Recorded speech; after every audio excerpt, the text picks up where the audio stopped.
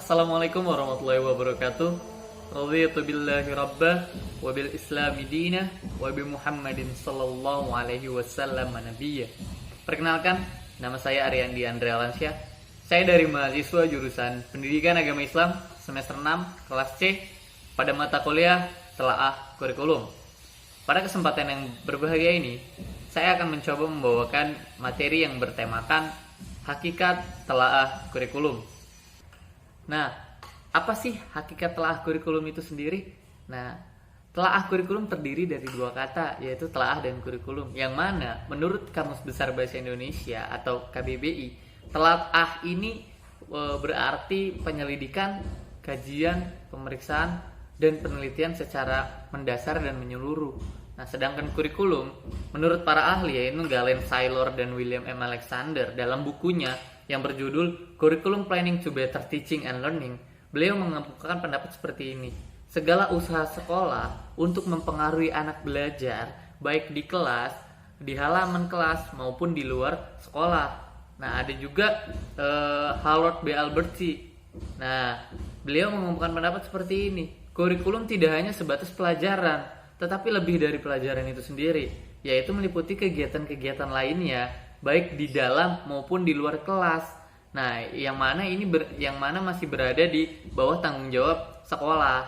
Nah, jika kita ambil tarik kesimpulan dari dua pendapat di atas, berarti di sini kurikulum ini cakupannya luas, ya. Tidak terbatas pada jumlah suatu mata pelajaran saja, tetapi mencakup semua pengalaman belajar. Nah, bisa kita artikan berarti kurikulum ini adalah seperangkat rencana dan pengaturan mengenai isi dan bahan ajar serta cara penggunaannya dalam proses pembelajaran. Lalu jika kita gabungan antara telaah dan kurikulum, maka akan menghasilkan suatu definisi seperti ini. Telaah kurikulum merupakan suatu kajian terhadap kompetensi materi evaluasi serta perencanaan pembelajaran pedoman bagi guru di sekolah. Nah, telaah kurikulum ini kita membaca atau mengulas kembali, menelaah kembali kurikulum secara mendasar dan menyeluruh hingga kita paham bagaimana pengaplikasian dan pemanfaatan kurikulum. Yang kedua, ada latar belakang pentingnya telaah kurikulum. Nah, bisa kita ketahui bersama bahwa kedudukan kurikulum ini sangat strategis.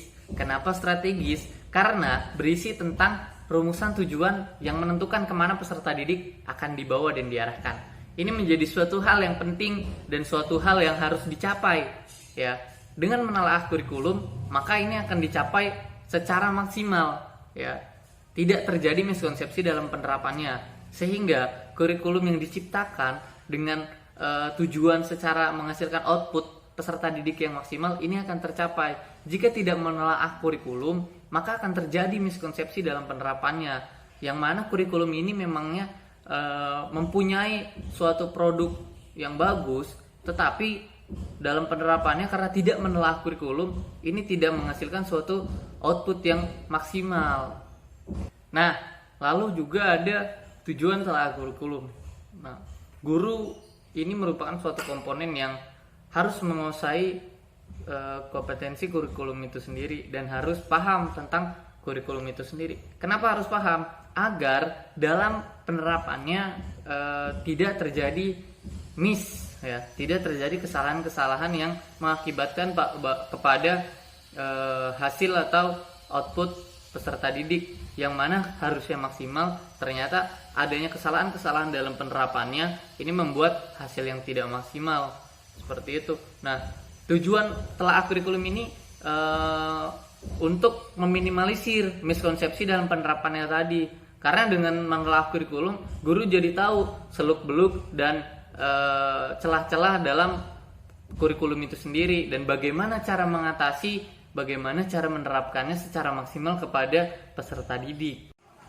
Nah, lalu ada manfaat telaah kurikulum. Nah, bisa kita ketahui bersama bahwa telaah kurikulum ini memiliki manfaat yang besar ya teman-teman semua. Kenapa besar? Karena dengan menelaah kurikulum ini akan memberikan manfaat kepada semua pihak seperti guru, sekolah, dan masyarakat. Tentunya yang paling besar di sini adalah hasil dari kurikulum itu. ya, karena dalam penerapannya tidak terjadi miskonsepsi. Nah, lalu bagi guru nih manfaatnya ialah pemahaman bagi pelajar. Nah, di sini pemahaman bagi guru, ya, pemahaman tentang kurikulum. Jadi bagaimana dia menerapkannya, bagaimana dia mengaplikasikan kepada muridnya secara maksimal, lalu juga mendorong lebih kreatif lagi dalam mengajar. Karena dengan menelaah kurikulum, tentunya guru mempunyai suatu inovasi-inovasi yang baru. Lalu juga bagi sekolah, nah sekolah ini mendorong sekolah memaksimalkan penerapan dari kurikulum, ya, sehingga menghasilkan peserta didik atau menghasilkan suatu output yang bagus. Karena apa? Dengan menelaah kurikulum kita sudah tahu bagaimana cara menghasilkan peserta didik yang bagus. Lalu juga mendorong sekolah mengembangkan kurikulum sesuai kebutuhan. Nah, lalu bagi masyarakatnya, masyarakat ini manfaatnya adalah mengerti dan menerapkan dengan sesuai bagi orang tua di dalam bimbingan proses belajar anak. Nah, dengan orang tua mengerti kurikulum, tentunya mudah, ya, untuk mencapai tujuan pendidikan, membantu mencapai tujuan pendidikan. Karena apa?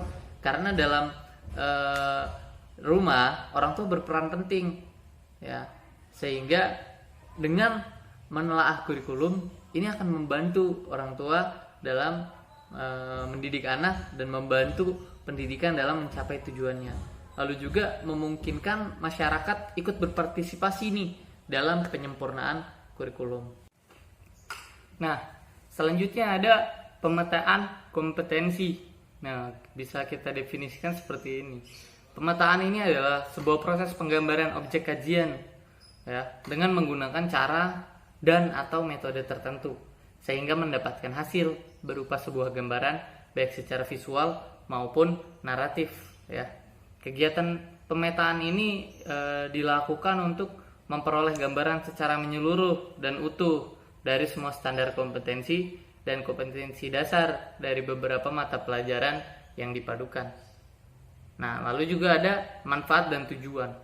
Nah, manfaat dan tujuan dari pemetaan kompetensi ini sendiri ialah mengukur preferensi kompetensi berupa situasional, judgement, lalu mengidentifikasi gambaran karakteristik pribadi saat melakukan pekerjaan yang sesuai dengan situasi dan kondisi yang dibutuhkan, dan juga memberikan rekomendasi pekerjaan yang sesuai dengan karakteristik pribadinya jika itu dalam pekerjaan. Namun jika itu dalam organisasi, itu juga akan memberikan penempatan kepada bidang yang sesuai dengan karakteristiknya.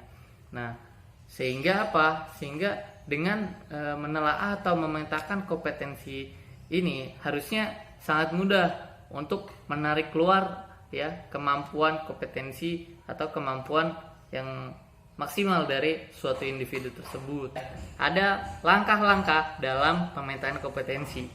Apa aja sih langkah-langkahnya? Yang pertama itu ada mengidentifikasi karakteristik dan bekal kemampuan siswa. Ini merupakan suatu hal atau suatu step yang sangat penting dan harus dilakukan oleh guru. Ini tidak boleh terlewat, ya.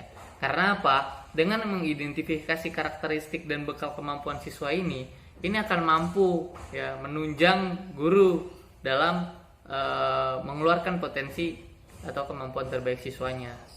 Lalu yang kedua ada menentukan tahapan berpikir dari SK, KD, dan indikator pencapaian kompetensi yang ingin dicapai. Nah, kenapa sih harus seperti itu? Karena dengan pemetaan SK, KD, dan indikator pencapaian kompetensi ini digunakan untuk melihat secara keseluruhan. Nah, bagaimana SK dan KD ini bisa dicapai. Nah, lalu yang ketiga ini ada menentukan indikator pencapaian kompetensi. Nah, masing-masing KD dengan memperhatikan tahapan berpikir SK dan KD ini. Nah, ini itu sangat perlu dilakukan. Ini sangat penting dan wajib mungkin dilakukan, ya. Nah, lalu juga kenapa sih ini harus dilakukan? Karena nanti dalam pembuatan rencana pelaksanaan pembelajaran ini akan lebih mudah dibuat setelah merumuskan indikatornya terlebih dahulu. Nah, yang mana hal yang harus dilakukan terlebih dahulu itu ialah pemetaan SK dan KD. Maka dari itu sekiranya ini adalah langkah-langkah dalam pemetaan kompetensi. yang harus bisa dilakukan oleh guru seperti itu. Nah, mungkin itu saja materi yang bisa saya sampaikan terkait hakikat telaah kurikulum dan pemetaan kompetensi. Ya, kurang lebihnya saya mohon maaf. Kurangnya datang dari saya, kelebihan datangnya dari Allah Subhanahu wa taala. Bersyukur dan ikhlas. Wabillahi taufiq wal hidayah. Wassalamualaikum warahmatullahi wabarakatuh.